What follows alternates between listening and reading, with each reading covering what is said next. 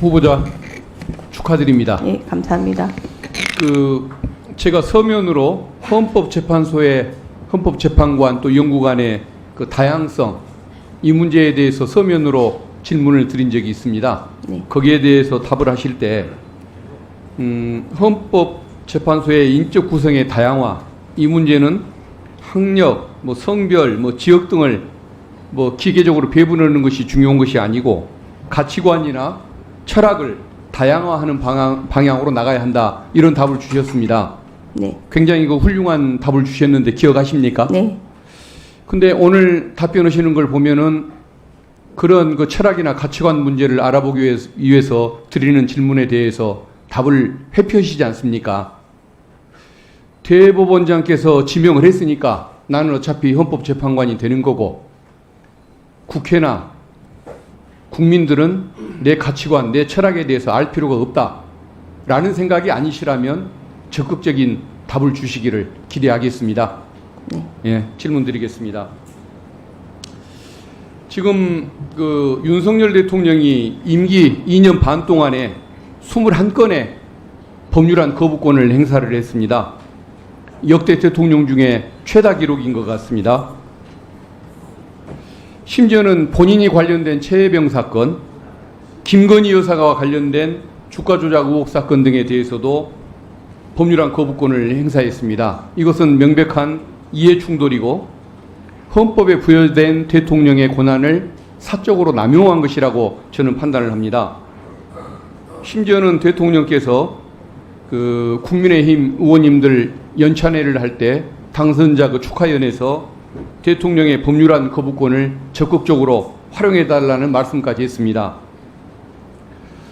헌법이 부여한 거부권을 가족에 대한 사적인 보호용 또는 특정 정당을 위한 정치적인 논리로 이렇게 활용한다고 한다면, 도구로 활용한다고 한다면 그것은 정당치 않다고 봐야겠죠.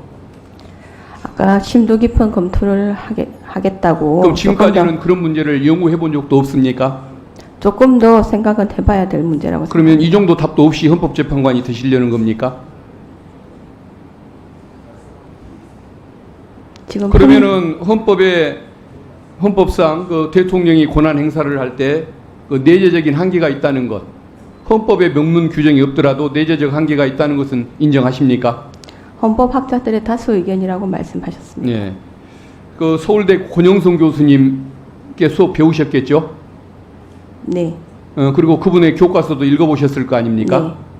그분 교재에 보면은 대통령이 법률안 거부권을 행사할 경우로서 헌법에 위반되는 법률안일 때, 그리고 집행이 불가능한 법률안일 때, 그리고 국가 이익에 반하는 내용일 때, 이럴 때 거부권을 행사할 수 있다고 돼 있고, 정당한 이유가 없이 법률안 거부권을 남용한다면 탄핵 소추의 사유가 될 수 있다. 탄핵 사유가 될 수 있다라고 이렇게 교과서에 써놓으셨던데, 이 내용 후보자 내용 기억하십니까? 그런 내용은 있었을 것으로 생각합니다. 그러면은 우리 권 교수님을 비롯한 헌법학계 학자들 다수 의견에 우리 후보자는 동의를 하십니까? 각자 나름의 논리는 가지고 있다고 생각합니다. 그러니까 각자 나름의 논리고 후보자가 동의하는 것은 아닙니까? 권 교수님이나 헌법학계 학자들의 이러한 서술. 다수 의견에 대체적으로는 동의하는 편이긴 합니다. 그러면 여기에 대해서도 대체적으로 동의하는 정도입니까? 네, 구체적인 사안과 관련해서는 언급하기가 어렵기 때문에 그 내재적 한계의 범위가 어디까지 갈지 부분은 답변 드리기는 구체적인 사안에 따라 달라질 것 같습니다. 알겠습니다. 아까 일제시대 때 우리 대한민국인들, 한국인들의 국적이 어디라고 하셨습니까? 우리나라라고 했습니다. 우리나라가 대한민국을 얘기하는 거 맞습니까? 네. 예. 유일하게 시원한 답변을 하나 하신 게 그거였던 것 같습니다.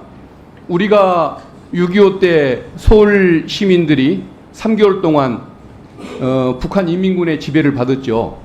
그렇다고 해서 서울 시민들이 당시 북한 국적을 갖는 건 아니지 않습니까? 네.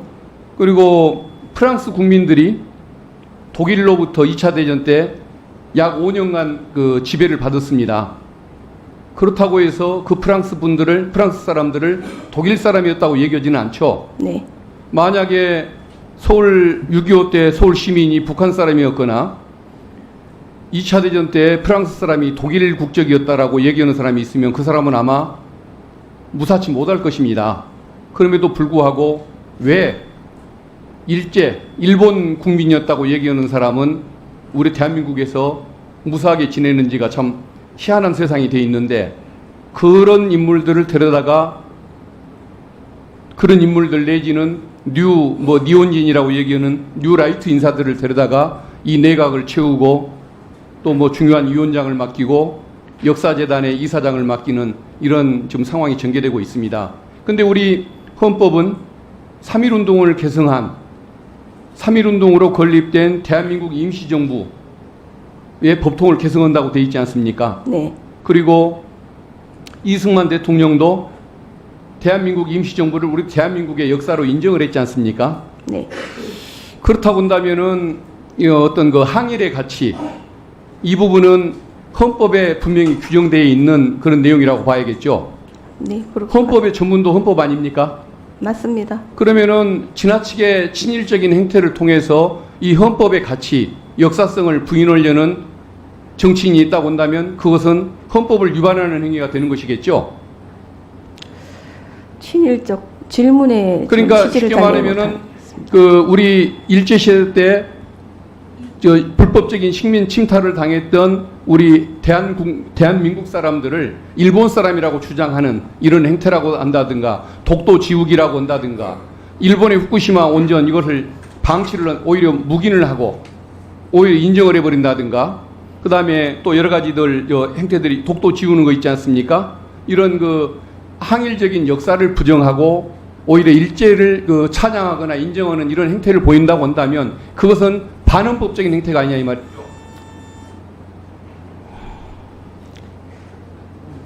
인정하기 어렵습니까? 아까 항일적인 역사를 부정한다는 표현이 개개의 행위를 말씀하셨는데 그 부분에 대한 평가도 구체적 좀 더 명확해질 필요는 있을 것 같습니다. 누가 제 질문이 명확해져야 한다 말씀입니까? 아니면 뭐가 더 명확해져야 그 여러 가지 행태에 대한 언급을 하셨는데 그 부분에 대해서 그런 항일적인 아까 말씀하신 그 부분에 대해서 말씀하신 용어로 표현하는 그 부분이 지금 명확하게 이해가 되지는 않았습니다. 질문이 불명확하다 이 말씀입니까? 네, 죄송하지만 좀 제가 잘 이해를 못했습니다. 죄송합니다. 죄송합니다. 아니 후보자님, 저도 이렇게 뵈니까 판사로서 앉아 계신 것 같아요.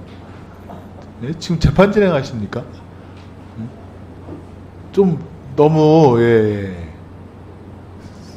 신중을 기하다 보니 예. 조금 그런 면이 있는 측면도 있습니다. 그러니까요. 선고할 때까지는 본인의 심증을 드러내지 않으려고 엄청 애쓰시는 판사님의 모습을 하고 있는 것 같아서 이제는 후보자로서 이제 헌법재판소 재판관이 되셔야 되는데, 아까 위원장님도 말씀하셨지만 좀 적극적으로 국민 면접이도 하고 국민의 알 권리를 보장해주는 측면도 있고, 지금 많은 분들이 유튜브를 통해서 이걸 보고 계십니다. 후보자께서 국회 방송을 통해서도 보시나요? 어떤 생각을 갖고 어떤 재판을 기대할 수 있을지를 보시는데 자꾸 이렇게 내용 없는 그런 형식적인 답변만 하시면 국민들께서 후보자뿐만 아니라 헌재 재판관에 대해서까지 실망하실 수도 있습니다.